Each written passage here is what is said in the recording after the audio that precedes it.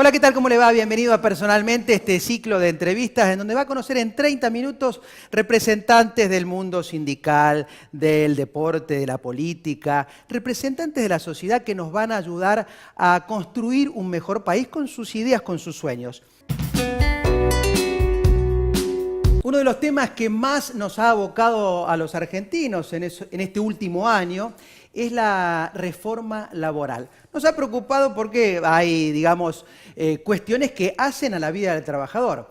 Para hablar de la reforma laboral invitamos a Hugo Moyano, el abogado Hugo Moyano, que nos va a explicar qué es la reforma laboral y en qué consiste, qué va a modificar de los aspectos laborales. Hugo, ¿cómo andás? Marcelo? Gracias por la invitación y gracias por venir y aceptar estar estos minutos hablando de este tema, ¿no? En esta nueva faceta tuya.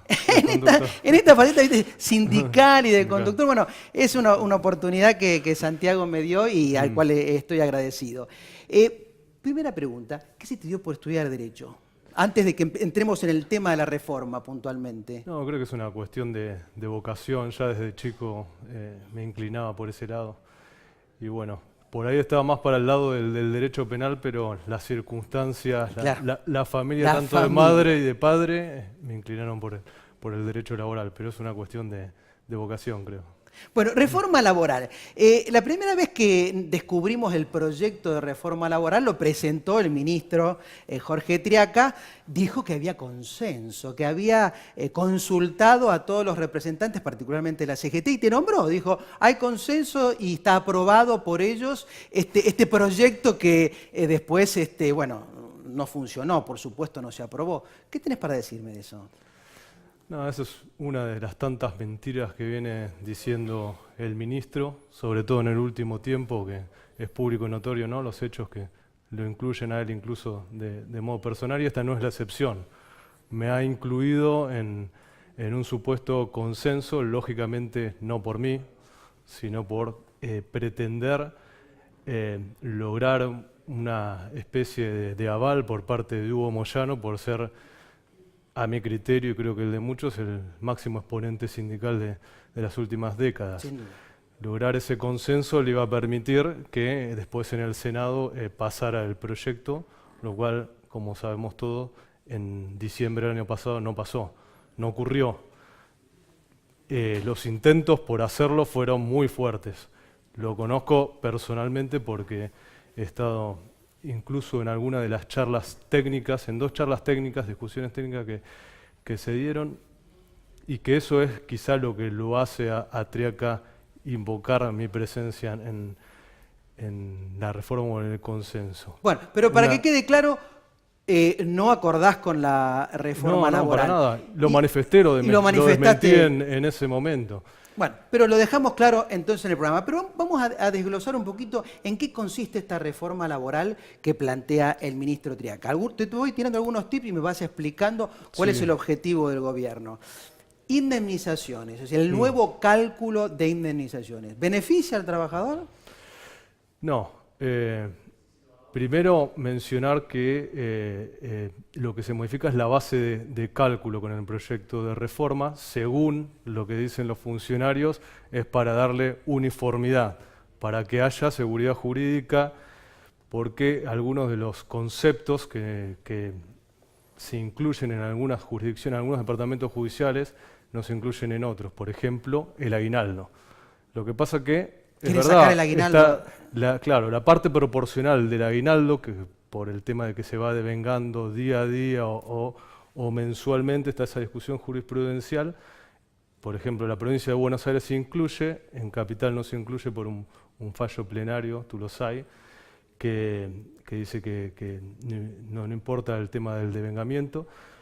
Pero ellos, como siempre, es verdad que están uniformando, pero están uniformando para abajo, como en todos los aspectos de la reforma, que después me gustaría hacer un reconto también de cómo viene la mano. Hacemos varios puntos si querés y después haces un reconto porque, digamos, tuve la posibilidad de ver los aspectos que se habla ahora. Indemnización, para en principio... uniformar el tema de la base de cálculo, y te lo redondeo, introducen en un párrafo que excluye directamente algunos conceptos, el aguinaldo, bonificaciones, premios. O sea, y reducen todas la base de cálculo, con lo cual compensaciones, sí, la indemnización va a ser más va baja. a ser más baja, va a ser más Punto. baja. Aclaración. Uniforman para abajo. Para abajo, uniformidad para abajo. Segundo tema, normalmente cuando uno tiene la posibilidad y el derecho a litigar, la ley hasta ahora le establece 2 años para iniciar el litigio. ¿Eso cambia a partir de esta reforma? Eso estaba en el anteproyecto original, por eso te decía en el reconto, no solamente para decir lo que quisieron hacer y cómo se frenó, sino para entender bien cuál es el concepto y la ideología que está impulsando el proyecto. Primero, son recetas que le bajan los organismos multilaterales, por escrito, o sea, no es justamente el no Fondo es el Monetario Monetario, la OCDE, el Internacional. Banco Mundial. Y son aspectos que ellos dijeron que no iban a avanzar. Lo anunciaron antes de las elecciones, cuando se había producido la reforma en Brasil, dijeron no vamos a hacer una reforma a la brasilera, vamos solamente a apuntar al tema del, entre comillas, blanqueo, que ellos denominan, y hacer reformas por sector, por convenio colectivo de trabajo, que sea por consenso, como le gusta decir al ministro. De hecho, habían impulsado algunas reformas presionando a sectores sindicales y empresarios, petroleros, lácteos, sector Recuerdo que automotriz. petroleros lograron algunos cambios Sí. en el convenio para la No baja, vamos como a decís hacer- vos recién, hacia la baja, ¿no es Sí, cierto? no vamos a hacer reformas a la brasilera, no vamos a modificar la ley de contrato de trabajo. Después de las elecciones se ve que se envalentonaron y ahí meten toda esta artillería, entre los cuales estaba el artículo relativo a la prescripción, que la querían reducir de 2 años a 1. La ley Centeno decía 3 años. Ellos, en vez de volver al anterior, no, 1 año. Buah. Segundo Entre punto, otras entonces. cosas, muchas cosas querían introducir. Querían Bueno, avanzar sobre, dale, ¿qué otra? sobre el ¿Qué alcance otra que de te la acuerdes? responsabilidad solidaria, excluir de la ley de contrato de trabajo a cientos de miles de trabajadores con figuras como un supuesto un trabajador independiente con colaboradores, con 4 colaboradores, que no era otra cosa que en realidad un empleador, un microempleador con 4 dependientes. Ellos le sea, querían que- crear un régimen especial y diferenciado. O sea, que no era empleador, sino que era un trabajador independiente, decían ellos. Ellos decían trabajador independiente con colaboradores. Así venía... O sea, lo bajaban de la categoría trabajador, con derechos, con convenios, con beneficios, con sí, salario, con un régimen a especial. dependiente. Sí. Bueno, eso trajo varias discusiones, incluso en las conversaciones técnicas en las que fui a tomar vista, porque si no, no sabíamos de qué estábamos discutiendo. Imagínate, Pablo estaba diciendo que se cortaba las manos antes de firmar una reforma en contra de los trabajadores y yo voy a ir a estar dando aval, siendo que No, eso está en claro. la Secretaría Gremial al que principalmente informaba era a Pablo. No, de es los el estilo avances. que tienen, Hugo, de decir cosas, simular, tratar de posicionar algún tema sobre bases no ciertas, ¿no es cierto? Falsas. Pero bueno, Bueno, avancemos y con entre otro, todo este con otro paquete aspecto, con otro aspecto había de la reforma. muchas cuestiones. Bueno, Sí. responsabilidad solidaria, banco de horas, un montón de cuestiones. Banco de horas, pero desarrollemos un poquito para que la gente que ve Sí, qué pero pretendían eso, no quedó, con eso el- no quedó igual en la reforma, pero te lo adelanto, seguramente es intención de meterla en una bueno, segunda etapa. quieren hacer eso. Sí. No, delegando la negociación colectiva, como dicen ellos, pero siempre dándole un marco inferior, Hacia abajo. darle un marco inferior al que actualmente existe del orden público laboral. O sea, dicen, bueno, negocien colectivamente, sí, pero negocien, yo te doy un marco para que puedas negociar por debajo de lo que actualmente establece O sea, la si ley. querés cumplir el convenio y si no, te doy otro elemento para que hagas, digamos, te salgas por fuera del convenio. Claro. Por debajo de la ley. El banco de horas daba la posibilidad de modificar la jornada sin pagar horas extras, que un trabajador pudiera trabajar hasta 10 horas por día y hasta en el lapso de 1 año da esa posibilidad, siempre y cuando se cumpliera con los otros tipos de límites de jornada que existen. O sea, en la extender, a legislación. ver, digo para aclarar al televidente. La propuesta del gobierno era extender de 8 a 10 horas sin pagar esas Las horas horas extras, suplementarias, las horas suplementarias. Ese es el gran beneficio que proponía con la reforma laboral. ¿Qué Bueno, otra cosa? Aunque para- no salió, para no digámosla decirte porque está en todo, agenda. todo lo que naturalmente debe estar para una segunda etapa. Pero quedaron algunos aspectos que son los que están ahora. Se frenó. Lo que está en discusión ahora, sí, lo que vamos, está- vamos a eso. Igual no quiero pasar por alto cómo se frenó esto. A ver, contame. Porque se frenó por la resistencia de los trabajadores, de las Sin organizaciones sindicales. No sé si te acordás, el 29 de noviembre del 2017 se hizo una marcha en el Congreso La primera contra marcha. el paquete de estas reformas que promueven los organismos multilaterales, la reforma tributaria, la previsional y la laboral. Pero yo creo que hubo un hecho clave que determinó que se frene la reforma laboral, que fueron las expresiones de Pablo Moyano cuando dijo que había que movilizarse en contra de estas reformas para que no se produjera otra Banelco, rememorando lo que había ocurrido con la bochornosa ley 25250 que denunció en ese momento Hugo Moyano, la bochornosa ley Banelco. Eso fue determinante, y no lo digo solamente por haberlo conversado incluso con funcionarios que decían que estaba trabada la negociación con los senados, sino porque lo dijo públicamente hasta Pichetto.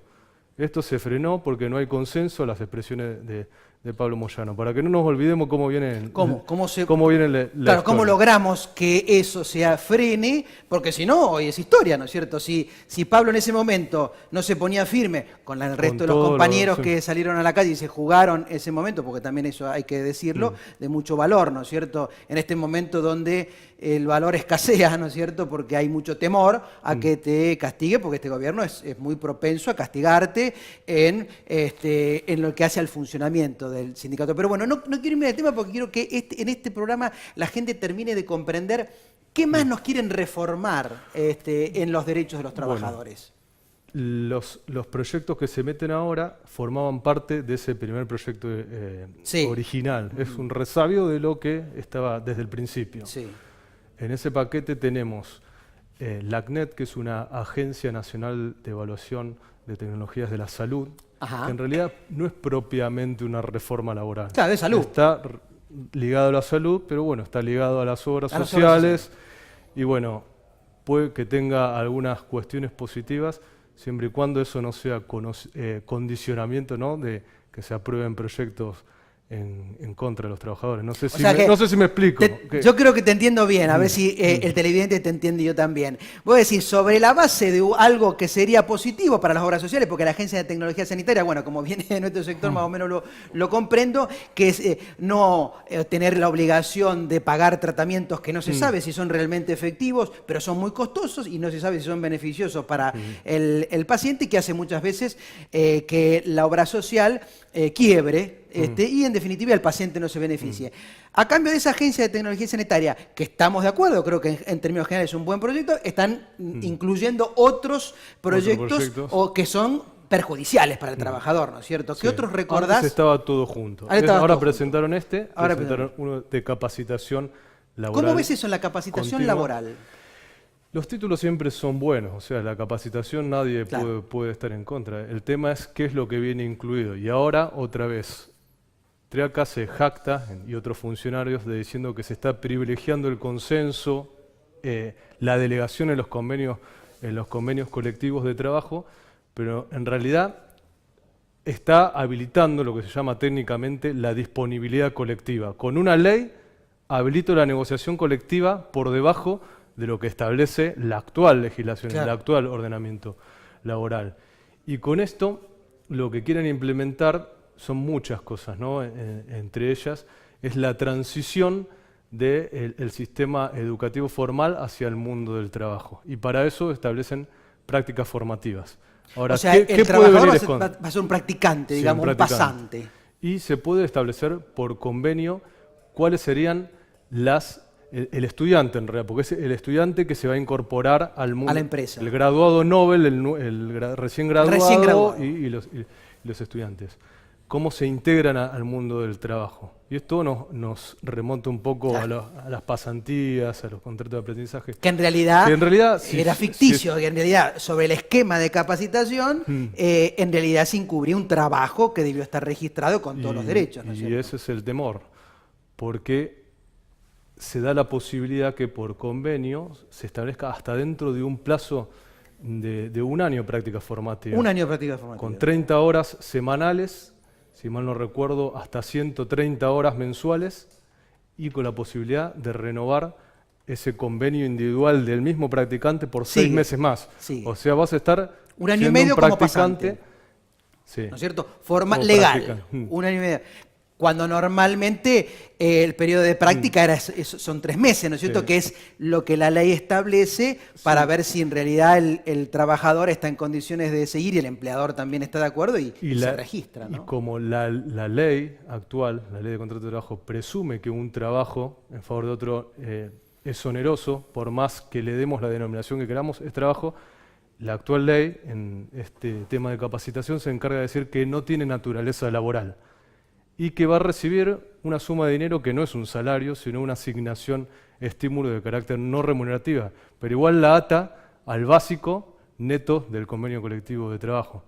O sea, estamos, más allá de que no estamos viendo la aplicación, rayando con el fraude laboral, ¿no? Claro. Y cómo se puede utilizar la figura.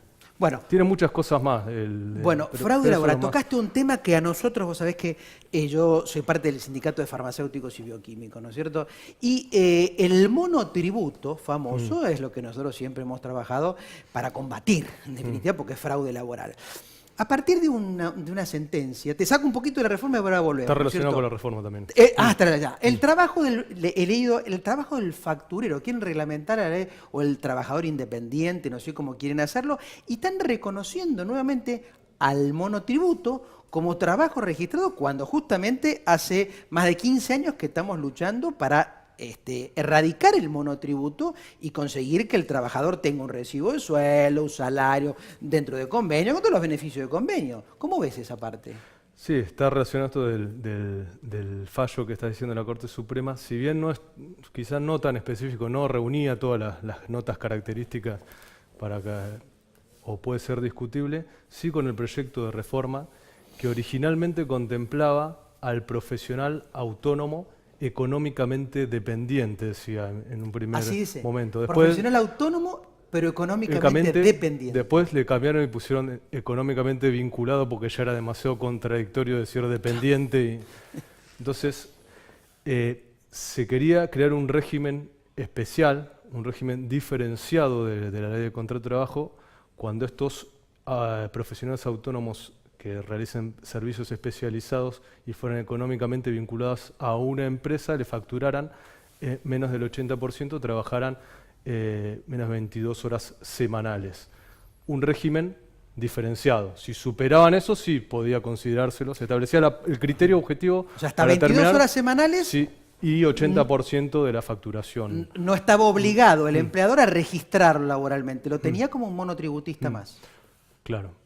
Y eso un es lo trabajador autónomo, claro, en lo que es tributario podría ser un monotributista o responsable. En alguna medida es todo lo que venimos diciendo, y la propia jurisprudencia, porque los fallos de la justicia, tanto de primera instancia y la Cámara, y creo que la Corte, hablaban que el monotributista es un fraude laboral, toda vez que un trabajador monotributista presenta sus facturas, más o menos, y está probada la relación laboral. Bueno, eso en esta reforma quiere revertirse, en definitiva. Eso era, me trajiste a ese tema y yo te menciono que estaba en la, en la primera reforma. En la reforma original. Pero ¿y a partir del fallo no volvería? ¿De la Corte?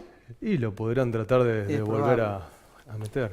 Bueno, volvamos a la reforma. Perdoná que te llevé este tema, pero que eso, particularmente a los bioquímicos y farmacéuticos en relación de dependencia, nos interesa eso porque sabés que hay mucho monotributo. A los médicos también, a los abogados, hay muchos que están en tu especialidad. Hay muchos afectados. Yo creo que igualmente que era el tema de los médicos era uno de los principales. Es uno de los principales, son los que más objetivos, digamos, de esa es el objetivo de ese punto. Bueno, pero volvamos. Fondo de cese laboral. Explícame eso que lo leí. No sé si está en este último proyecto. O estaba en el original. Contame de qué se trata. Está, y bueno, lo metieron por la ventana junto con el proyecto de blanqueo y de la reducción de la base de cálculo de las indemnizaciones. El fondo de cese laboral, bueno, es una figura también autorizada por la negociación colectiva para el que el sector empresario y el sector gremial creen, valga la redundancia, este fondo que sustituya al empleador en el pago de la indemnización que establece la ley en el 245, 232, que es indemnización por despido sin causa, preaviso, y en toda otra forma de extinción del vínculo laboral, salvo el despido con causa. Van juntando plata para echarlo. Va juntando plata para que en vez de que sea el empleador el que pague la indemnización, sea el fondo.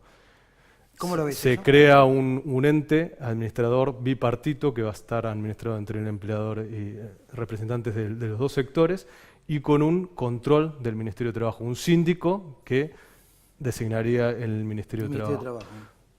Por las críticas al tema de la sustentabilidad, dicen, bueno, tienen que hacer, ¿cómo se va a financiar? Bueno, antes de que sea homologado, un plan de sustentabilidad para garantizar la viabilidad futura que tenga. Hay que hacer análisis actuariales, cuánto va a ser el aporte, cómo es la actividad, qué rotación tiene, etcétera, como para analizar y que no quiebre enseguida, supuestamente. Pero si bien en los fundamentos del proyecto se dice que se toma como base al IERIC, que es el que está actualmente vigente en la actividad de la construcción, en la actividad de la construcción el fondo es obligatorio para todos los de la actividad. Acá la adhesión es voluntaria. O sea, los empleadores que el empleador que voluntariamente empiece a aportar ese extra, digamos, sí, para después no puede ahorrar. salir. Una vez que adhirió no Puede salir. no puede salir del fondo. O sea, el empleador A contrata al trabajador A y va aportando Sí. en la mensualidad que aporta para el ANSES, aporta para los aportes sindicales, etcétera, y ese aporte para este Sí, fondo. para el fondo. Para ese fondo. Y si ese empleador reúne, digamos, la cantidad que constituye la indemnización, después se utiliza ese fondo para abonar la indemnización del Abonar la trabajador. indemnización con Él el fondo. solo, pero la pregunta es, ¿el empleador Es el solo? aporte del empleador, dice el No, el proyecto. trabajador no No. aporta. Bueno, No, aclaro pero igual esto. en la masa se sale siempre de lo que pone el empleador, o sea. Sí. Y se va a definir de acuerdo al convenio colectivo. Poner en la construcción los 2 primeros años son un 12% y después el 8%. Acá sería definir de acuerdo a las características de la actividad. Hugo, aclarame esto. Eso sale del bolsillo del empleador. No es que Sí, le va a sí. descontar al trabajador No, es un un aporte, proporcional. no, es un aporte. No, un eso aporte lleva empresario. tranquilidad porque en las noticias había salido que, digamos, Sí. el trabajador iba a tener que pagar anticipadamente su indemnización. Vos estás diciendo que en el proyecto, al menos porque esto Sí, en el proyecto, en el proyecto el va a cargo patrimonio del empleador. del empleador. El patrimonio, lo dice específicamente, es a cargo de un aporte empresario y de las inversiones, delegados, bueno, otras cuestiones, y de las inversiones que se pudieran hacer Y bueno, en ¿cómo bancos. lo ves? Como abogado, ¿cómo ves eso? Que se haga un fondeo previo para indemnizar en futuro al trabajador. Y la verdad que lo veo con ojo crítico porque la indemnización tiene un efecto disuasivo respecto del empleador. O sea, lo desalienta, lo desanima a producir un despido sin causa. O sea, yo sé que voy a tener un daño económico si lo despido sin causa. Entonces, si ya hay un fondo. Si yo tengo el fondo, no hay nada que me impida echarlo. Del digamos. lado del empleador lo veo de Yo esa tengo la forma. plata. Y del lado, Listo. y No del me la- gusta como la cara, digamos, como se dice habitualmente. Bueno, lo he hecho si yo tengo la plata. Y del Eso me lado, decís. y del lado del trabajador, lógicamente, atenta contra todo principio protectorio del derecho del trabajo. El principio protectorio es lo que sustenta todo el derecho laboral, que se da durante toda la relación y también se da en la extinción. Y por eso la Constitución Nacional habla de la protección contra el despido arbitrario. Y esa protección no solamente desaparece cuando se desvincula al trabajador, sino perjudica en toda la relación laboral. Imagínate qué trabajador, cuando no tiene el sindicato, más todavía, la única garantía que tiene es la indemnización, para que no lo echen, la indemnización que le puede reclamar. O para hacer cualquier reclamo de cualquier otro incumplimiento de la relación laboral. Yo reclamo y me despiden. Es lo primero que va a sentir el trabajador que esté en esa situación. Claro. O sea, creo incluso que hasta se podría plantear la inconstitucionalidad de un fondo de estas características. Y yo creo, porque ahí, digamos, tengo todo servido. No hay nada que me frene porque me preocupe si no. ¿Cómo lo voy a echar? Si me implica tener una cantidad de recursos. Si ya los recursos lo tengo, ya está, listo. Eso debilita la estabilidad laboral, en definitiva, ¿no es Debilita cierto? la estabilidad. Totalmente. La estabilidad impropia que rige en las relaciones privadas del trabajo. Bien. Bueno, ¿Qué otra cosa que te acuerdes que falte, que ya estamos promediando el programa, que está en este proyecto, que insisten con que en el Mundial lo quieren meter a debatir mientras estemos viendo, espero, los goles de Messi? Sí, lo más sintético posible el tema del llamado blanqueo, la lucha contra... Eso, ¿qué te parece que, digamos, amnistíen a los empleadores que no pagaron en estos años y no registraron sus trabajadores? Básicamente, los 3 puntos más centrales es, ya con la reforma tributaria le bajan el porcentaje de las contribuciones patronales a los empleadores. Con el supuesto blanqueo, lo que hace el empleador incumplidor, el empleador que tiene trabajadores en negro, es rectificar la real fecha de ingreso o la real remuneración del trabajador, total o parcial, dentro del plazo de 360 días desde que se reglamente la ley. O sea, si se acoge de esa forma, si rectifican en esos términos, hay determinados efectos jurídicos. Entre esos efectos jurídicos es que van a desaparecer todas las sanciones que le pueden aplicar la autoridad de aplicación o cualquier organismo de la seguridad social, desaparecerían incluso para los grandes evasores que ya están comprendidos en una ley penal tributaria, las acciones penales se extinguirían también. Desaparece la inscripción en el REPSAL. Y una de las cosas más importantes que recién las mencionaste es la condonación de deuda a todos los subsistemas de la seguridad social. O sea, no vas a deber más, vos empleador incumplidor, ni por las deudas que tenga por la obra social, que tenga por cuestiones previsionales. Yo me pregunto, y se preguntará el que está viendo el programa en este momento, yo que aporté, que hice el esfuerzo, que pagué las cargas sociales, que pagué todo en blanco a mi trabajador. Soy un boludo, porque en definitiva el Estado digamos, a mi competidor, por decirlo de alguna manera, le va a blanquear y permitir que no pague nada y esté en igualdad de condiciones. Exactamente. ¿Y dará resultado eso? O sea, ¿irán corriendo a blanquear los empleadores o no? Y yo creo que va a ser difícil. Ya estamos, y la última, que es muy importante, dale, ese objetivo central, decímela. Es que desaparecen las multas o las indemnizaciones que existen hoy por tener trabajadores no registrados, y que hoy el destinatario es el trabajador. Ahora con esta reforma quieren que el destinatario sea la seguridad social, que también está dañada, pero el trabajador estuvo dañado. La multa que antes iba para el trabajador porque fue perjudicado. Y que eran más gravosas, eran más grandes, la base de cálculo era más grande, ahora se la reducen y ya no va el trabajador. Va a la seguridad social. Sino que a la seguridad social. Porque te dice los fundamentos, dice, no, pero la multa es sancionatoria para el empleador, pero no es resarcitoria para el trabajador. Bueno, que le expliquen al trabajador que estuvo 15 años en negro, que se tuvo que hacer cargo de su salud, que no tuvo aportes y todos los beneficios de estar en blanco, que no es resarcitoria. En resumen, esta reforma laboral, todas a favor del empleador, todas a favor de la patronal. No escuché ninguna, salvo la Agencia de Tecnología Sanitaria, que más bien de salud, una a favor del trabajador. Pero bueno, hemos aprendido un poco más, hemos tratado de entender en detalle qué es esto de la reforma, porque se habla mucho de la reforma, pero no se comprende. Así que, Hugo, te agradezco muchísimo que nos hayas, digamos, ayudado a comprender esto. ¿Serás el próximo ministro de Trabajo, como te pedían alguna vez en un pasillo? ¿Te estás preparando para eso? No. Mirá que necesitamos a alguien así, está con dispuesto energía, a todo, formada. pero no Bueno, tengo esa prepárate porque necesitamos un ministro de Trabajo con este conocimiento, con esta energía y con esta pausa. Es decir, viste que a veces a los moyanos los lleva la energía. Con mucha paz, con mucha solidez, nos explicaste esto que no es fácil de comprender. Así que te agradezco, seguramente en un próximo programa volveremos a hablar de este y otros temas laborales. Bueno, gracias a vos, Marcelo. Te agradezco mucho, Guito, y yo lo espero la semana próxima en otro Personalmente.